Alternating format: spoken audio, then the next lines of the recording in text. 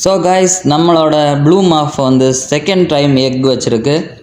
So நிறைய பேர் பார்த்துருப்பீங்க, ஃபஸ்ட்டு டைம் நமக்கு ஹேட்ச் ஆகும்போது நான் அதுக்கோட ப்ரீடிங் எப்படி ஹேட்சிங் என்ன ஆகும், அதோட சிக்ஸு எல்லாத்தையும் நான் உங்களுக்கு சொல்லியிருந்தேன். சிக்ஸை வந்து நம்ம வந்து தனியாக மாற்றியிருந்தோம். ஸோ அந்த சிக்ஸோட அப்டேட்டை நான் இப்போ காட்டுறேன். ஸோ இதுதான் நம்ம அந்த சிக்கோட அப்டேட்டு. ஸோ ஃப்ரண்ட் டேங்கில் இருந்த ஆலிகேட்டரை வந்து எங்கே மாற்றிருப்போன்னு நிறைய பேருக்கு கெஸ் பண்ணியிருப்பீங்க.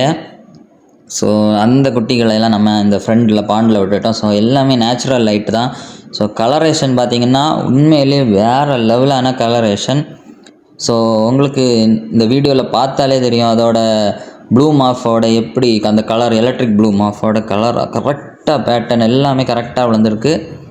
ஸோ இதே மாதிரி எவ்வளோ ஸ்பேஸ் கொடுக்குறீங்களோ அதே மாதிரி இந்த சிக்ஸ் எல்லாம் ரொம்பவே நீட்டாகவே வளரும்.